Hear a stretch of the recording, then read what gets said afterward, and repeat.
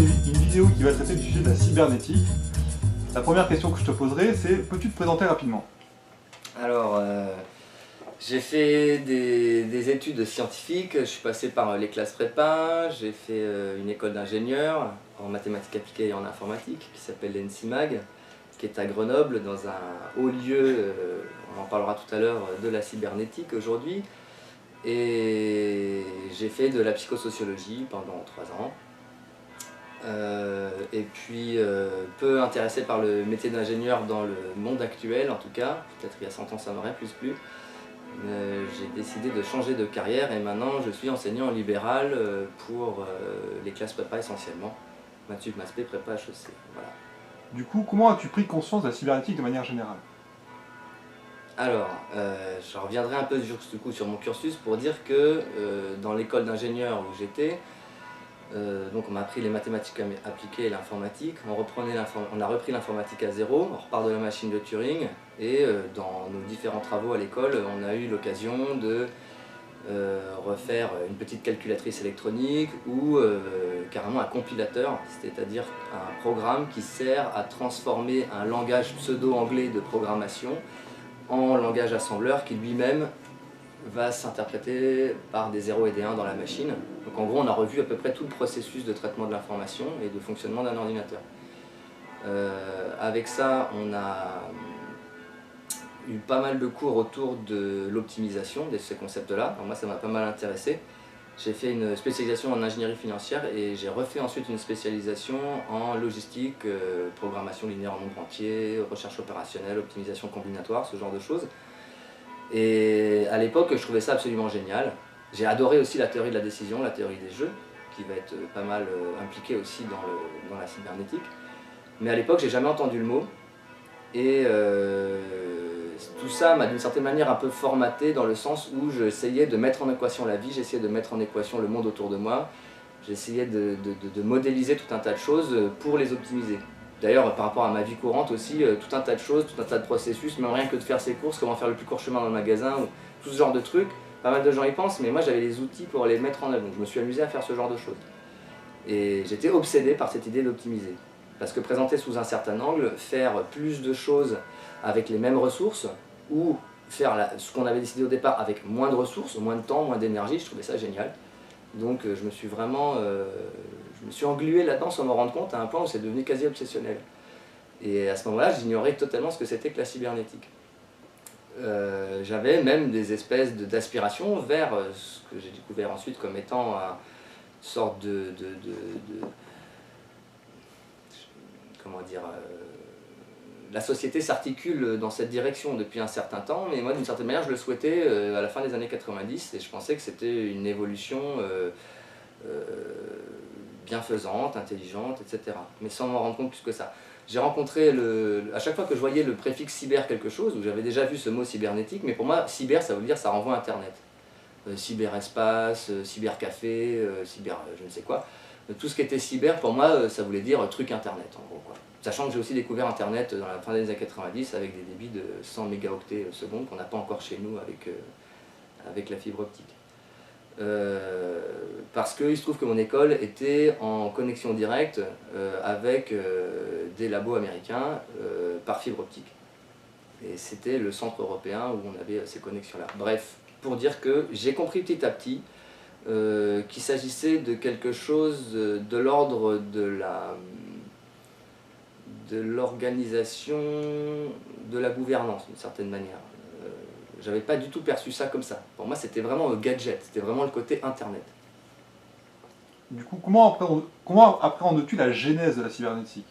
Alors voilà, ce que je découvre sur la suite, c'est qu'est-ce que la cybernétique et comment ça arrive dans l'histoire de l'humanité. Alors, bon, on pourrait remonter plus loin, mais je vais essayer de faire rapide. Je vais reprendre en gros 3 axes. L'apparition du recensement au départ. Alors désolé, j'ai regardé un petit peu mes notes. Donc en fait, le rôle du recensement au début, c'était sur 2 critères par rapport à l'idée d'une gestion des masses. C'était lever l'impôt. Donc il fallait savoir combien il y avait de foyers en France et quels étaient leurs moyens pour les payer. Et ensuite, faire le bilan des ressources humaines du pays dans le sens militaire. C'est-à-dire, si on part à la guerre, on a combien de gars qui sont prêts à y aller, en âge d'aller se battre. Alors là, je vais revenir vite fait sur le... Donc on a l'installement d'un recensement au Moyen-Âge, petit à petit, qui s'articule sur ces deux choses-là en particulier au départ. Juste deux petits points de vocabulaire entre parenthèses pour dire que Polistia, du latin, ça voulait dire organisation rationnelle de l'ordre public. Et voilà, ça débouche sur police derrière, aujourd'hui dans un sens policier. Statistique, c'est quelque chose donc, qui apparaît en 1771. Originellement, ça désignait la science de l'État. Donc l'idée des statistiques, dans le prolongement du recensement, c'est de faire état de autre chose que l'impôt à prélever et le nombre de gars qui peuvent aller à la guerre, mais en gros, quelles sont les ressources du royaume. Donc ça apparaît en 1771 pour désigner la mesure des forces de l'État. Necker crée en 1784 le premier bureau de statistique français. Ensuite, c'est Lucien Bonaparte et Jean-Antoine Chaptal qui vont organiser en 1801 le premier grand recensement fiable de la population française.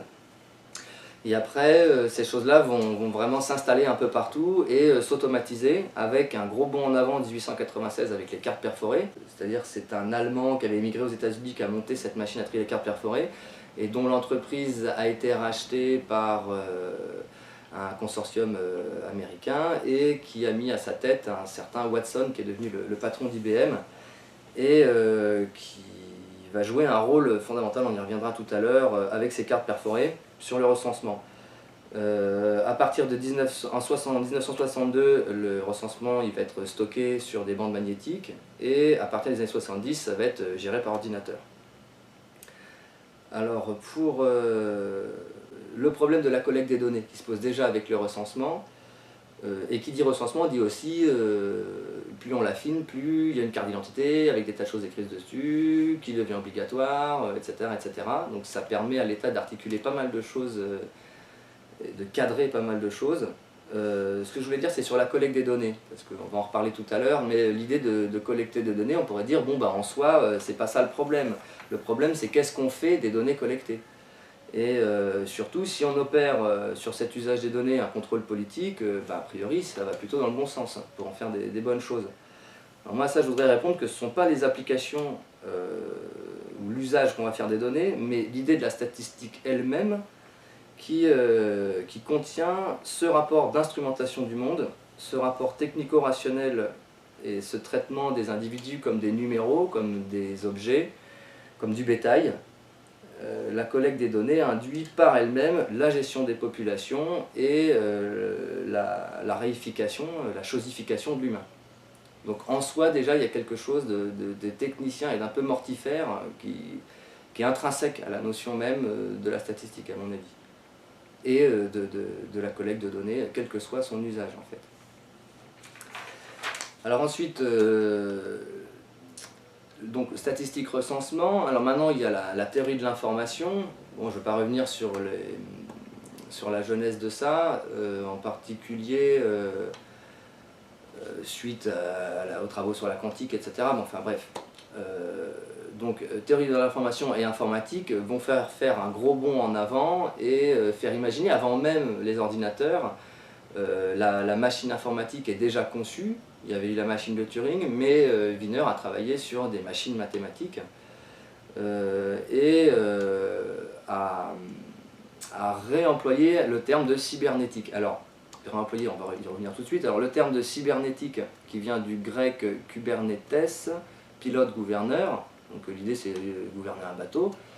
C'est un concept qui va adhérer assez vite à la notion de société pour gouverner la société comme on gouvernerait un navire.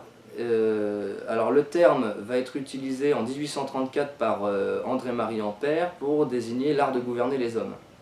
Wiener, quand il va reprendre ce terme en 1947 pour baptiser, nommer cette discipline dont il est, sinon le père fondateur, l'un des principaux, il va quand même préciser que c'est pas ce qu'il entend par là. Lui, il entend par là, mais c'est connexe, la science des mécanismes autogérés et du contrôle. Ou on peut aussi la définir comme science de la commande et de la transmission des messages chez les hommes et les machines. Ou plus simplement comme science du gouvernement. Alors, dans cette cybernétique, il y a un concept clé qu'il faut connaître, c'est le principe de rétroaction, qui est aussi appelé, et c'est pas pour rien d'une certaine manière, c'est pas gratuit, principe d'asservissement.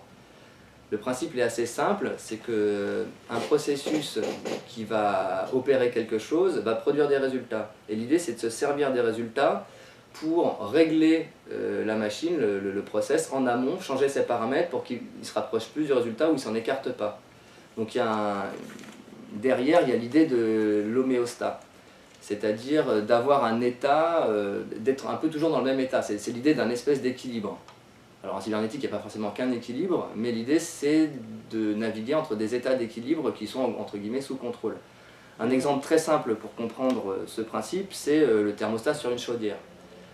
La chaudière, on la met en route, le gaz, le fuel, ou n'importe, ça fait chauffer, et puis si on met le thermostat sur 22 degrés, ça mesure la température entre guillemets en sortie du processus, on brûle un hydrocarbure et à la sortie on récupère une température qui monte tant que ça brûle, et hop, quand on dépasse les 22, ça éteint la source, et puis si on redescend un peu en dessous, après c'est genre à 22,5 ça coupe, et si on est à 21,5 ça remet en route, c'est-à-dire qu'il y a toujours un thermomètre à la sortie qui, suivant la température qu'il affiche, va réenclencher ou éteindre le mécanisme pour stabiliser la température choisi sur le thermostat.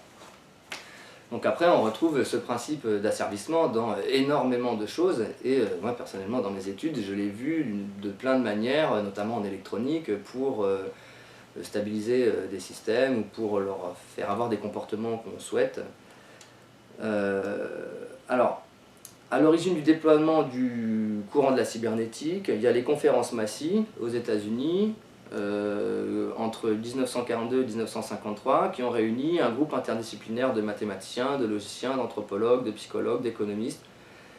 Ces derniers s'étaient donné pour objectif d'édifier une science générale du fonctionnement de l'esprit. Rien que ça. Et l'idée, c'était de recréer une sorte de cerveau artificiel et de s'inspirer de la manière dont fonctionne le cerveau tel qu'on la connaissait pour produire des mécanismes interagissants, un peu comme dans notre tête, pour traiter l'information et aboutir à des résultats. Alors là, je vais faire une petite parenthèse sur un autre principe qui est de la modélisation mathématique. Alors pour dire déjà que la modélisation mathématique, remarque, on y reviendra peut-être après dans la suite, mais pour dire qu'une modélisation mathématique, c'est forcément une simplification et une chosification. C'est-à-dire qu'on part de quelque chose qui n'est pas forcément une chose, et on la transforme en chose et simplifiée, parce que le modèle ne peut pas tenir compte de la réalité du truc, rien que par le fait qu'on ne le maîtrise pas encore assez bien sur le plan scientifique. Le fonctionnement du cerveau, aujourd'hui on en sait beaucoup plus qu'il y a 70 ans, mais on a encore beaucoup de choses qui nous échappent. Ou sur le génome, on aura l'occasion d'en reparler tout à l'heure aussi, en fait plus on en apprend et plus on se rend compte que c'est plus compliqué que ce qu'on pensait. Alors ensuite, un autre principe important dans la cybernétique, c'est le fait que quand on modélise mathématiquement quelque chose dans un système, qu'il soit physique, chimique, économique, écologique ou même social, on va lui greffer un système pilote, et ces deux systèmes, on les décrit avec le fait qu'ils ont des états, c'est-à-dire que par exemple pour une configuration neuronale, il y a tels neurones qui sont en train d'envoyer du courant, et puis tels autres qui vont être récepteurs à ce moment-là, puis ça se déplace au cours du temps, etc. Plus le système tel qu'il est modélisé pour la chose de départ contient une variété d'états, un grand nombre d'états, plus le système qu'on lui greffe pour le piloter doit en contenir beaucoup, pour une grande variété aussi, pour pouvoir réduire celle du système à piloter. Parce que le principe du pilotage, un des principes du pilotage peut être de canaliser le système de départ dans un certain nombre d'états d'équilibre pré-choisis. Et l'idée c'est de réduire tout un tas de possibilités. En gros, pour pas que ça déconne et que ça reste dans les rails qu'on a décidé, il faut que le système pilote il réduise le nombre d'états possibles, la variété d'états dans le système de départ. Donc ça, d'une certaine manière, ça ça appauvrit, à partir du moment où on appauvrit la variété du système de départ, on a un appauvrissement. Alors, après, suivant l'angle dont on considère, on peut voir ça plutôt comme un bien, hein, si c'était une situation chaotique par exemple, mais on y reviendra aussi plus tard pour parler un peu des critiques, des limites de tout ça. Lorsque on a modélisé le système et qu'on y a mis le système de pilotage, on a des réorganisations spontanées des parties du système qui peuvent produire des états nouveaux, qui n'étaient pas prévus au départ, même des processus nouveaux, qui vont déboucher sur éventuellement une réorganisation complète du système. Et là, dans ce cas-là, c'est ce qu'on appelle la deuxième cybernétique, c'est les principes de morphogenèse, donc de fabriquer des nouvelles formes, et d'émergence. C'est-à-dire que des états de stabilité qui n'avaient pas été entrevus au départ, par la réorganisation systémique, vont apparaître. Et on peut chercher, avec le système de pilotage, à les faire apparaître en essayant de les désigner à l'avance.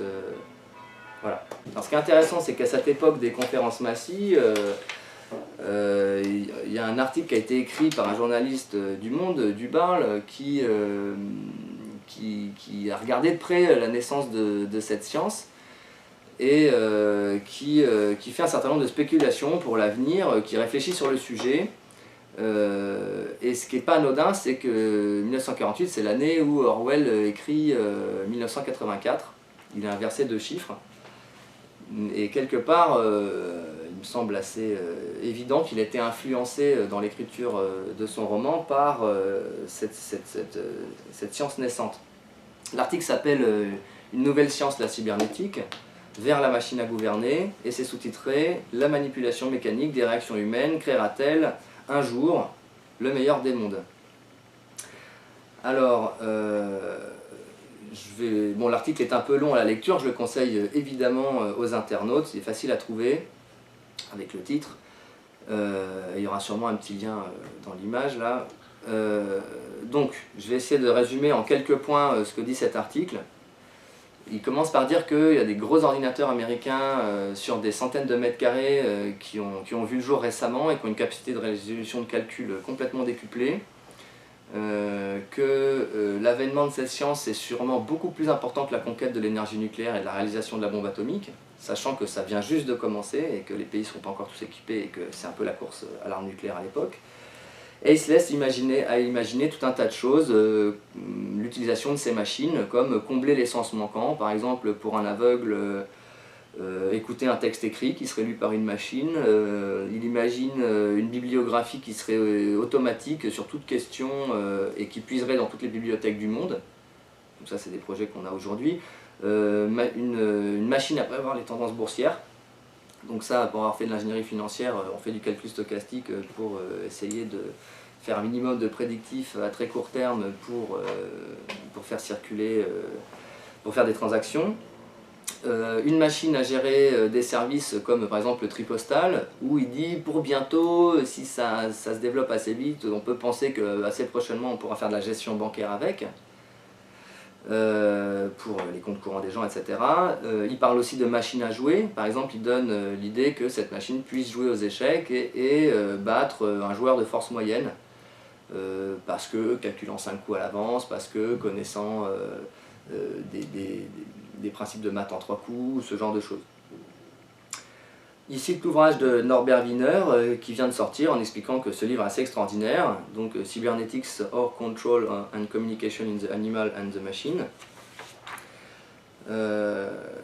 Il parle de l'aube d'une nouvelle science qui rassemble énormément de disciplines scientifiques, algébristes, géomètres, logiciens, statisticiens, électriciens, ingénieurs en communication, biologistes, spécialistes du système nerveux, jusqu'à des psychopathologistes. Il décrit comment la façon de traiter les données s'inspire du cerveau et réciproquement sert à l'étudier, et pousse l'analogie jusqu'à prendre le plantage ou le bug pour des psychopathologies de la machine. Il imagine une machine à collecter toutes les informations pour les traiter rationnellement. Il imagine un appareil d'État couvrant tout le système de décision politique.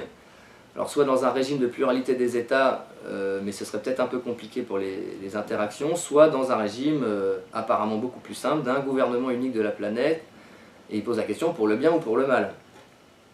Il développe l'idée d'un jeu de l'homme auquel l'État cybernétisé acculerait nécessairement tout homme, lui proposant le dilemme la ruine quasi immédiate ou bien la coopération suivant le plan, et cela sans violence étrangère, rien qu'en jouant le jeu. C'est-à-dire que ça incite, on voit bien qu'on a le choix, mais en même temps on l'a pas vraiment, mais il n'y a pas de violence. Et il dit que les amateurs de meilleurs des mondes ont bien de quoi rêver avec tout ça. Hein, je rappelle que le meilleur des mondes a été écrit une décennie avant, par Aldous Huxley.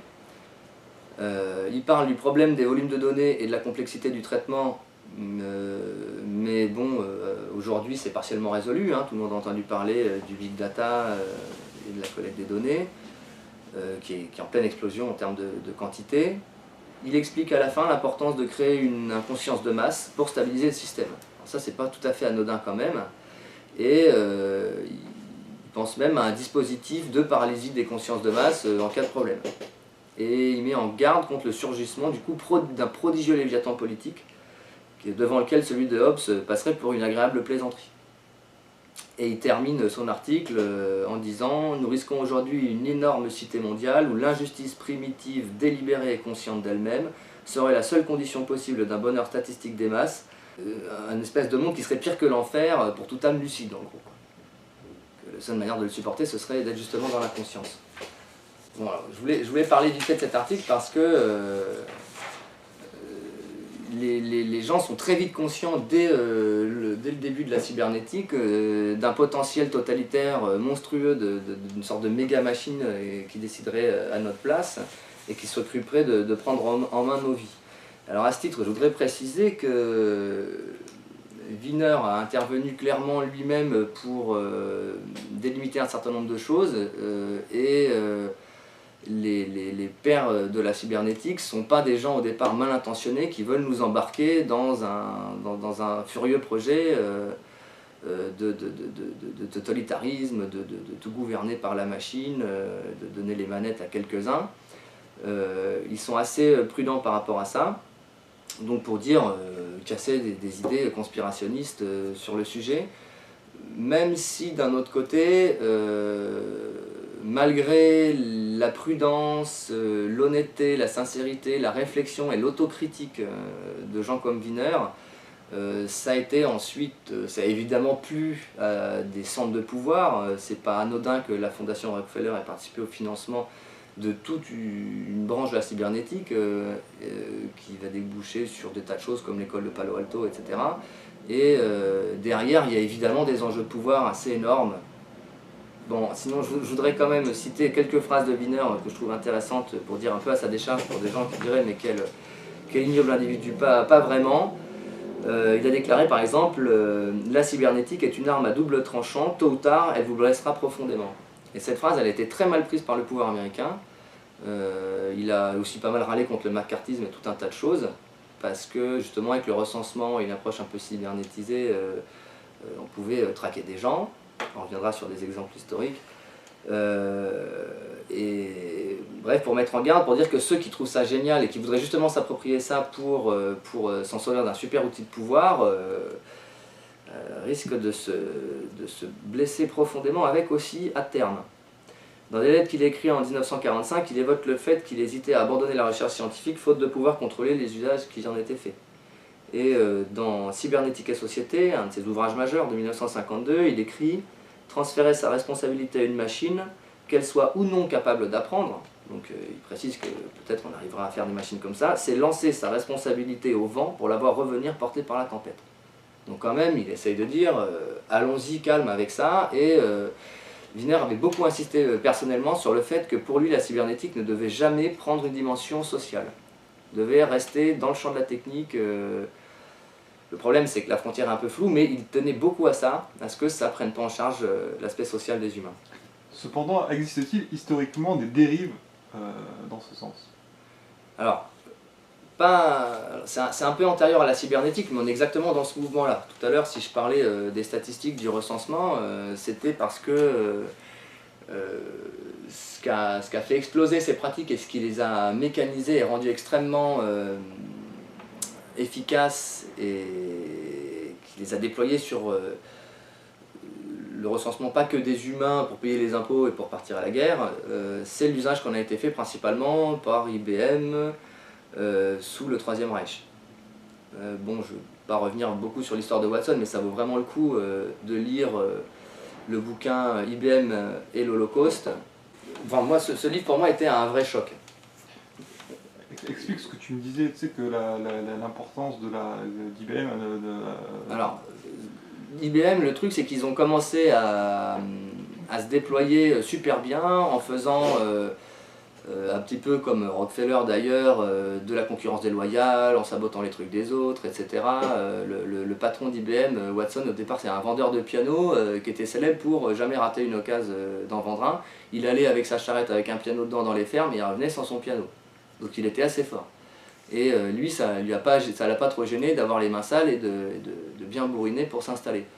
Il est rentré dans les petits papiers du gouvernement, il leur a servi à faire pas mal de choses et il s'est déployé sur des filiales à l'étranger. À l'étranger, il avait une filiale historique, c'est le nom du gars qui a inventé la première machine qui ne me revient pas. Gars qui est devenu à moitié givré, hein, qui était parano, qui avait des barbelés électrifiés autour de sa baraque aux États-Unis et qui tirait sur les chats qui s'approchaient de son jardin. Bon, il était super nul en affaires et il voulait rien lâcher, il était complètement psychorigide. Watson, beaucoup plus coulant, a vraiment réussi à développer un empire. IBM, c'est vraiment le premier empire pré-informatique. Et a ravivé une filiale en Allemagne, qui était la Deomag, qui faisait historiquement partie du truc, parce que l'inventeur était allemand et avait ouvert une succursale là-bas.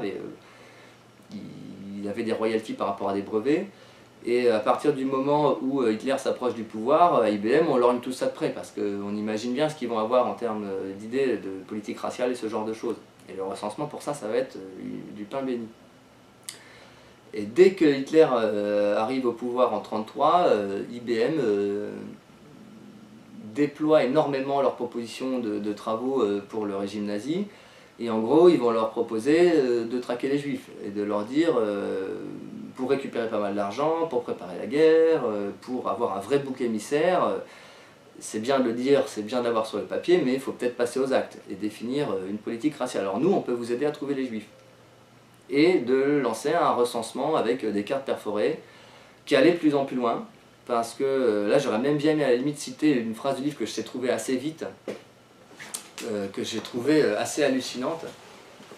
L'idée c'est que IBM va proposer aux nazis à chaque fois la solution d'après parce qu'ils y ont déjà réfléchi. En gros ils disent mais vous voulez qu'on arrête les juifs, mais qu'est-ce que vous appelez un juif? Est-ce que c'est quelqu'un qui a ses deux parents juifs? Est-ce que c'est quelqu'un qui a juste une mère juive? Ou est-ce que c'est quelqu'un qui a un grand-parent juif, donc un quart de sang juif entre guillemets, ou ce genre de choses, sachant que sang juif c'est débile, mais enfin bref c'est comme ça à l'époque, et va obliger les nazis à reformuler leur demande et en leur disant « Ah bon, vous voulez des gens qui ont un 16e, seulement un 16e pour vous, c'est bon? Ok, ben, on a déjà la solution, c'est bon. » Et après, en poussant plus loin, ils vont même aller éplucher toutes les archives historiques pour essayer de retrouver les généalogies qui remontent à plus de la Révolution, enfin de l'époque de la Révolution française, pour les retrouver.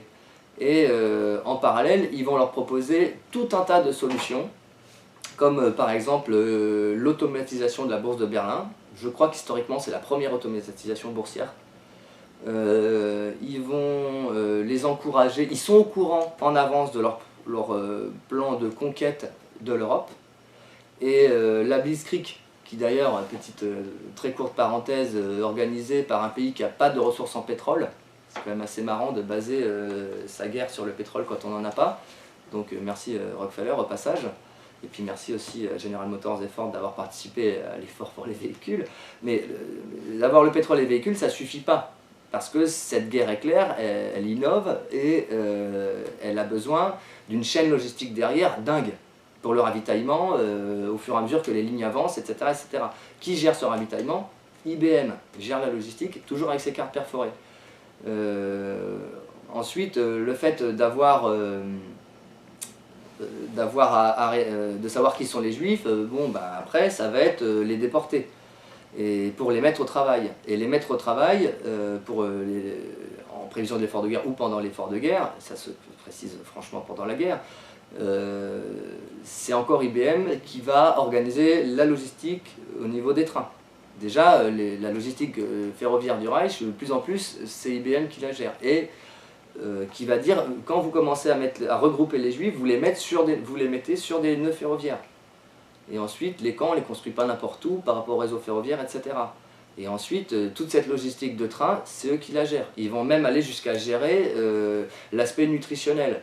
Combien pour produire tel travail, le concentrationnaire doit avoir telle ration de calories, tel type de nourriture, etc. Donc ils vont vraiment intervenir dans un nombre de choses qui fait que si on les enlève, il n'y a plus tout cet aspect fascinant et horrible du Troisième Reich qui a impressionné les mondes d'affaires un peu partout sur la planète et qui a fait démonstration de puissance.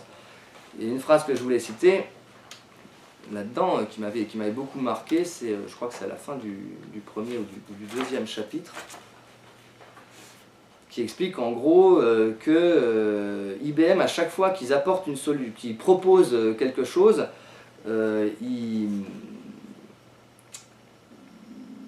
chaque solution on appelle une nouvelle, qui est déjà dans les cartons, ou qui peut être déjà disponible, et qui elle-même va appeler des nouvelles questions à résoudre pour les dirigeants nazis. Ce qui fait que d'une certaine manière, voilà, je cite une phrase là, à la page 93, à la fin, je crois que c'est du deuxième chapitre, qui dit « En fait, IBM a toujours eu une solution d'avance dès qu'il s'est agi de satisfaire le Reich, qui payait grassement les services rendus, et chaque solution conduisait à la suivante. » Et voilà, moi en lisant ça à l'époque, j'avais pas encore la cybernétique en tête, je me suis dit, mais c'est à se demander qui pilotait qui pilotait quoi.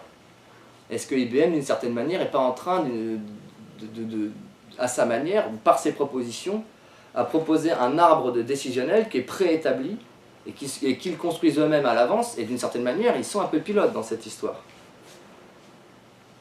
Une autre phrase qui m'avait marqué, bon, je ne vais pas insister plus, mais dès les premières heures, durant les 12 années d'existence du Troisième Reich, IBM mit ainsi sa technologie à disposition du programme hitlérien de destruction des Juifs et de dénomination territoriale.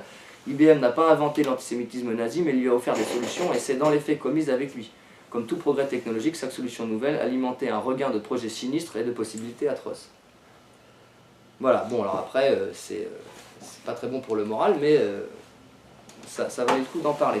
Pour dire que, en inventant la cybernétique, il y a d'une certaine manière des antécédents d'organisation, mécanisation, modélisation. Alors là, il n'y a pas les principes de rétroaction en cours, on est juste encore à l'époque statistique, recensement, mais on arrive déjà là, et on sent bien que la cybernétique naissante derrière peut faire ressurgir la bête d'une certaine manière, et d'où les préoccupations du journaliste, d'où les phrases de Wiener, etc. Aujourd'hui, justement, comment pourrait-on voir ceci à notre échelle? Je vais rebondir sur IBM, dans le sens où on pourrait penser que d'une certaine manière ils ont tiré les leçons de ce qu'ils avaient, du mal qu'ils ont fait à l'époque, mais dans une certaine mesure ils les ont tirés, mais pas pour se dire on fera plus ça, mais pour se dire on va le faire mieux. Et on va faire passer la pilule sans que ça crée un raidissement horrifié et légitime chez la plupart des gens. Donc il s'agit de l'amener maintenant en douceur et de faire adhérer les gens. Au lieu de leur imposer une espèce de discipline autoritaire, l'idée ça va être de les amener, plus ou moins malgré eux, on reparlera des problèmes d'acceptabilité tout à l'heure, vers un monde où tout va être fiché, tout va être pucé, tous les flux vont être mesurés, optimisés. IBM a ce grand projet, il appelle ça Smarter Planet ou Blue Planet. D'ailleurs, c'est eux qui ont fait Deep Blue, la machine qui a réussi à battre un grand joueur d'échecs, je crois que c'était Kasparov. Bon, après, qui ne gagne pas à tous les coups, hein. Ça, c'est des petites choses, on reparlera aussi, c'est là que c'est intéressant, pour voir l'aspect modélisation à ses limites. Pour Smarter Planet, ils ont dépensé le plus gros budget publicitaire qui avait jamais été dépensé dans l'histoire de l'humanité au début du XXIe siècle. Et leur projet, entre autres, c'est de mettre de la puce RFID absolument partout. Alors c'est assez étonnant de voir ça, parce qu'on peut franchement faire le lien avec les cartes perforées. Ce qu'il faut savoir, c'est que IBM, pourquoi ils ont aidé les nazis? Alors il y avait une dimension idéologique, parce que Watson était clairement nazi, Ford aussi d'ailleurs, on n'en parle pas très souvent. On pense à la Fordisation, à ses voitures, tout ça, mais on oublie que c'est peut-être le pire antisémite que la Terre ait jamais porté. et qui a eu le plus d'influence en Occident sur le sujet, en distribuant avec ses deniers personnels le protocole des sages de Sion par exemple, en organisant tout un tas de choses, à savoir aussi que Hitler avait un poster de Ford dans son bureau du NSDAP. Watson, il est dans les mêmes eaux. Il a eu des petits problèmes au moment où les États-Unis vont prendre position contre les nazis, parce qu'il était un peu le cul entre deux chaises. Il était aussi la personne décorée de la plus haute distinction jamais inventée par les nazis, et à l'époque il était directeur de la Chambre de commerce des États-Unis et de la Chambre de commerce internationale. Et les nazis, à l'occasion de sa décoration, ont organisé la fête la plus grande et la plus coûteuse et la plus importante sur le plan logistique qu'ils avaient jamais organisée. Ils ont fait venir les 100 plus grosses fortunes américaines, ils ont fait venir vraiment un monde incroyable, ils ont servi les mets les plus incroyables, enfin bref. Donc Watson est clairement compromis sur le plan idéologique, mais derrière il y a quand même des histoires de gros sous. C'est vrai que c'est ce qui motive le plus en général. Et ils ont pompé un fric formidable au Reich, mais ils se servaient sur les conquêtes, parce que les gars, les nazis, quand ils faisaient des conquêtes, ils récupéraient pas mal de richesses, et via la Déomag, et puis à la fin c'était très compliqué, ils faisaient des transferts par la Suisse pour récupérer les sous, mais c'était intéressé sur le plan financier bien sûr. Mais pour dire qu'à cette époque-là, par exemple, ils avaient...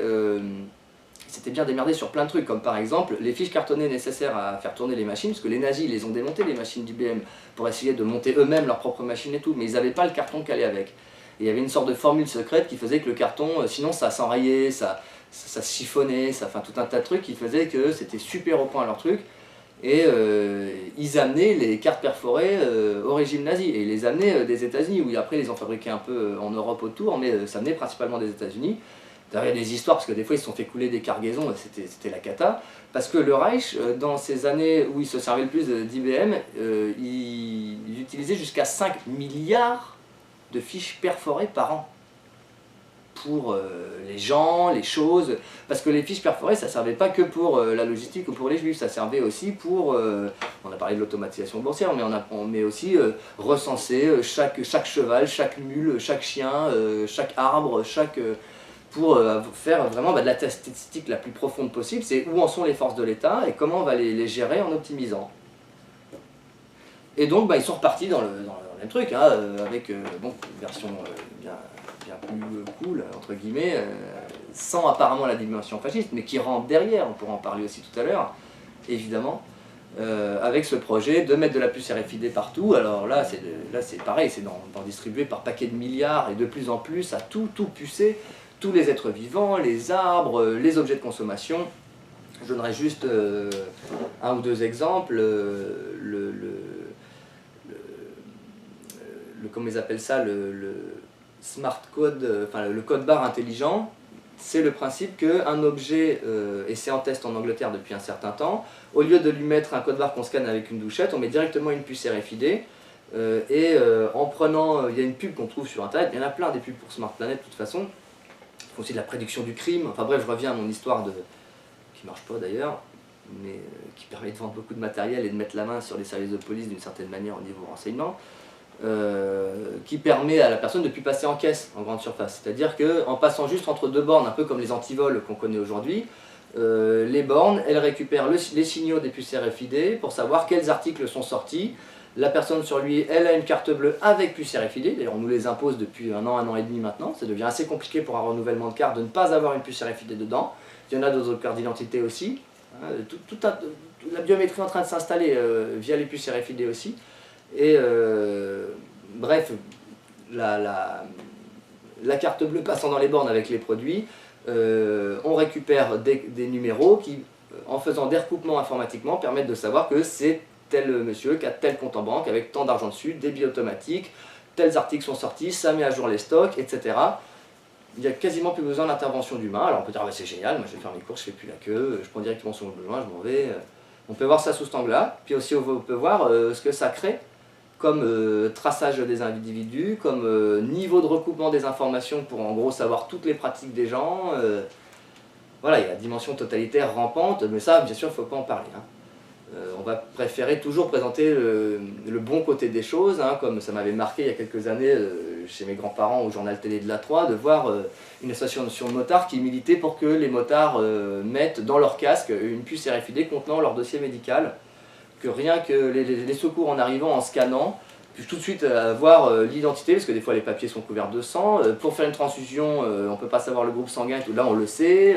S'il y a des piqûres à pas faire à cause d'allergies, on le sait tout de suite. Donc en gros, ça peut sauver des vies. Soyez prudents, mettez une puce dans votre casque. Et la prochaine étape, c'est sous la peau.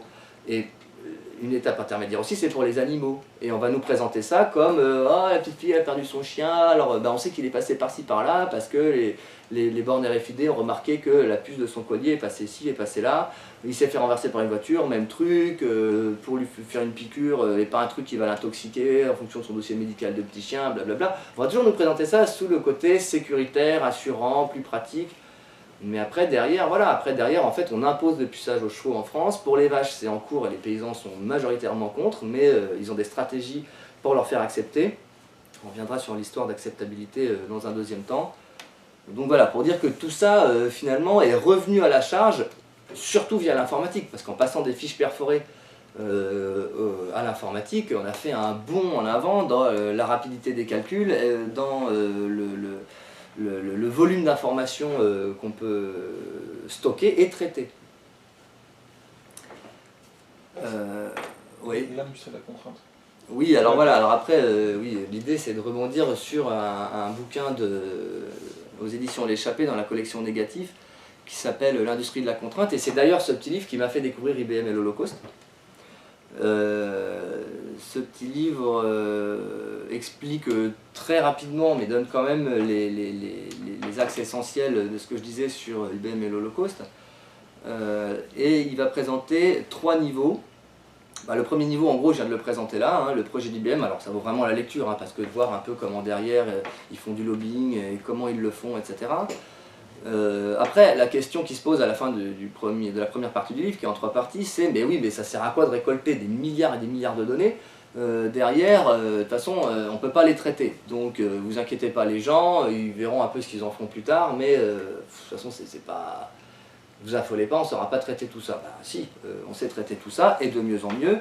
Et ce livre qui date de mémoire de 2008 ou 2007 avait déjà focalisé sur, par exemple, Thales, un gros groupe français qui a mis au point un logiciel utilisé en partie dans l'armée française, dans la gendarmerie ici je crois, qui s'appelle, enfin fait partie de l'armée, qui s'appelle Hypervisor, et ce logiciel est spécialement conçu pour digérer des volumes énormes de données, pour arriver à raffiner l'information, faire ce qu'on appelle maintenant du data mining, c'est-à-dire de donner un sens aux données, sachant que, au passage, petite parenthèse, rien qu'avec les métadonnées, c'est-à-dire sans savoir le contenu, mais juste une transaction informationnelle, de qui à qui elle va, à quel moment, et quelle est la fréquence, et quels sont les correspondants de chaque entité, etc. On peut reconstruire un maillage sociétal hallucinant pour comprendre qui connaît qui parle de qui avec quoi, même sans voir le contenu, suivant les événements qu'il y a eu et de voir le déclenchement, les booms informationnels qu'il peut y avoir, on peut deviner en gros une certaine partie des contenus, et sans avoir les contenus. Déjà ça c'est assez balèze, mais maintenant ils sont dans l'analyse des contenus. Alors c'est vrai qu'on ne sait pas digérer ça en temps réel, hein.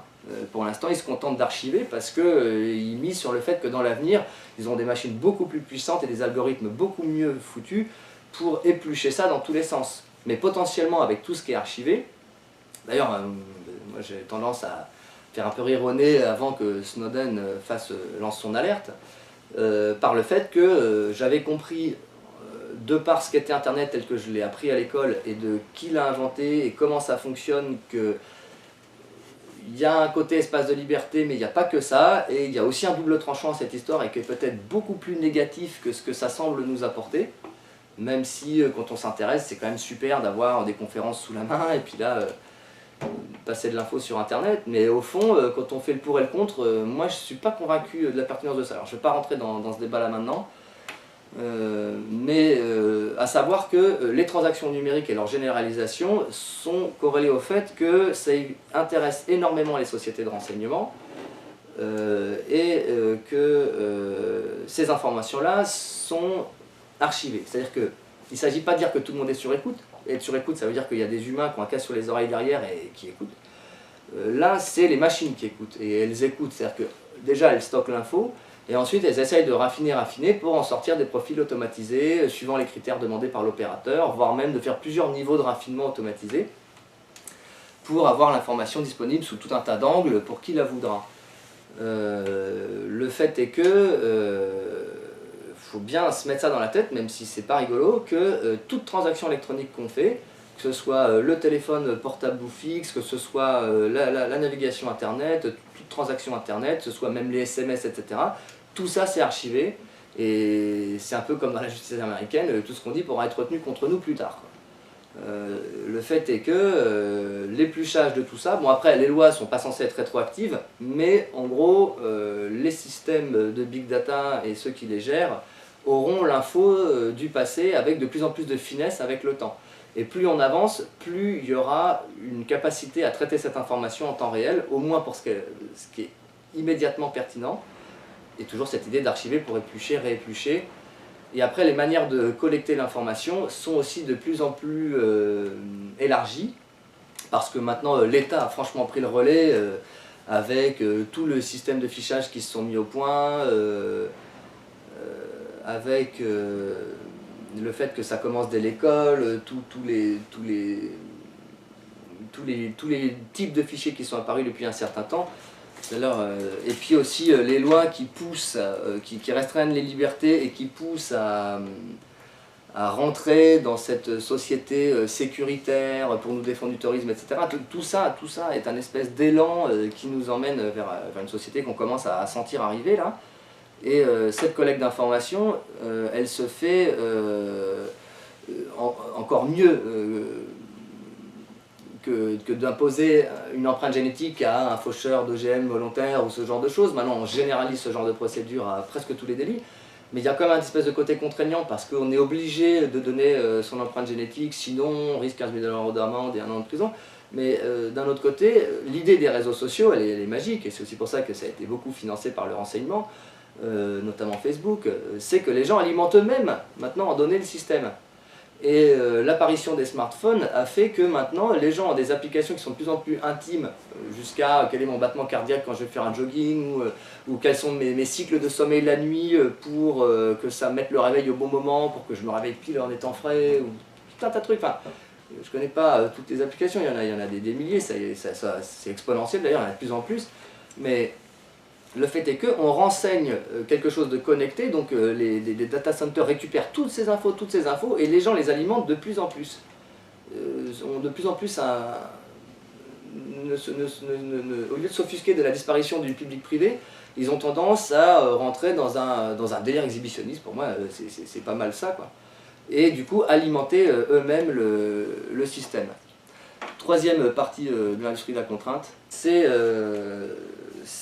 l'aspect, alors Minatech qui est une branche du CEA et une branche de Minatech qui s'appelle Clinatech. Alors je ne vais pas rentrer dans les détails, c'est un petit peu tout ce qui est nanotechnologie, biotechnologie, neurotechnologie. Je vais juste parler un petit peu de Clinatech, c'est là-dessus qu'ils focalisent dans l'industrie de la contrainte, pour montrer déjà à quel point l'interface homme-machine est avancée, à quel point l'interaction avec le cerveau en direct est développée. Donc je répète, ça date de 2007-2008. À l'époque, on sait déjà faire à Clinatech, par exemple, voir une pensée très basique. Par exemple, quelqu'un, on lui montre des images, on lui pose... Alors au début, on leur mettait des électrodes dans la tête aussi, ça c'est à savoir, on leur plantait des électrodes. Et là, ils en sont déjà arrivés à un petit pod qu'on pose sur la tête, comme dans le film Existence de Cronenberg, ou un film plus récent comme Inception, où il se pose une espèce de petite calotte sur la tête, qui en gros est capable de lire les signaux d'encéphalogramme, avec énormément de précision, les petits champs électromagnétiques, et encore mieux capable d'écrire aussi. C'est-à-dire que c'est le principe d'induction, quand un courant électrique passe dans un fil, là ça va être l'axone entre deux neurones, donc le courant crée un petit champ magnétique autour de lui, et inversement, à partir du moment où on impose un champ magnétique, ça fait un courant induit, c'est-à-dire que le champ magnétique va faire circuler un courant dans le fil, entre guillemets, quoi. Donc, je reviens sur la petite expérience. Quelqu'un, par exemple, on lui fait regarder des photos et on regarde les signaux électriques très précisément, électromagnétiques très précisément, et au bout d'un moment, on finit par, entre guillemets, comprendre, ou par copier-coller, dire bon bah ça c'est quand il regarde telle image, ça c'est quand il regarde telle image. Donc après la personne elle s'enferme dans la pièce, Bon, il y a quand même une caméra qui contrôlait tout, mais en direct, les gars qui suivent sur ordinateur, ils disent, tiens, ils regardent le temps, et tiens, de telle seconde à telle seconde, il regarde telle image, ah ben maintenant il regarde telle image, maintenant il regarde telle image, tiens, il revient à la première, tiens, et puis après on vérifie sur la bande vidéo, et c'est ça, il ne se gourre pas. Et dans l'autre sens, la personne qui a son petit pod sur la tête, là on envoie un courant, et la personne, hop, elle voit une image. On a sollicité une zone de son cortex visuel dans l'arrière du crâne, et on lui a fait voir une image. Il ne l'a pas vue devant ses yeux, mais il l'a vue dans sa tête. Tout comme on peut dire, tiens, sur ce mur, je vois une rose. Et voilà, je l'imagine, très bien. Je pourrais regarder, il n'y a pas de rose sur le mur, mais je peux la voir quand je veux. Et tout à l'heure, si je veux m'en souvenir, je m'en souviendrai. Pour dire que c'est pas parce qu'on l'a pas vue avec nos yeux que c'est pas passé dans le cortex visuel et que c'est pas dans la mémoire. Et après, quand il ressort de la pièce et qu'on lui a imposé cette image, on va lui dire, alors, ah bah si, j'ai vu ça. Et il l'avait jamais vu avant. Donc ça, c'est des balbutiements, hein, parce qu'après, il y a un centre d'études du cerveau à Toulouse, il y en a à Grenoble, il y en a aux États-Unis, ça avance, ça galope, hein, tout ça. Et j'ai même eu écho, je sais pas si c'était un canular, mais je crois que c'était de source officielle qu'ils avaient en projet de monter un détecteur de pensée raciste. Là, ça va super loin. Ça veut dire quand même qu'il va falloir arriver à un niveau de scrutage dans l'activité cérébrale de quelqu'un, qui en plus c'est hyper flou à définir, enfin c'est... Mais on va vers ce genre de truc. Je veux dire, j'espère que c'est un canular, mais je crois que ça n'en était pas un. Et il y a des gens qui prennent ça très au sérieux, de toute façon, dans les milieux officiels, même si c'est pour dans quelques décennies. À partir de ce moment-là, il y a vraiment une possibilité cybernétique extraordinaire, puisque on peut se substituer au libre arbitre. On peut implanter des souvenirs à quelqu'un de quelque chose qu'il n'a pas vécu. On peut lui donner une certaine image du monde. On peut reformater, entre guillemets, ses schémas cognitifs. C'est un peu comme dans le gars dans Matrix, là, Neo, il apprend le Kung Fu en 3 minutes, là, avec son aiguille dans le cou. Bah, là, il n'y aura même pas besoin de l'aiguille dans le cou, et on peut faire passer n'importe quoi, y compris à l'insu de la personne. Je ne sais plus si c'est dans l'esprit de la contrainte, mais je sais qu'ils sont en train de travailler maintenant, non plus sur des pods, mais sur des choses qui permettraient de créer un champ magnétique local avec la même finesse que le pod, à distance. C'est-à-dire qu'il s'agirait de mettre ce genre d'appareil en parallèle du système de vidéosurveillance.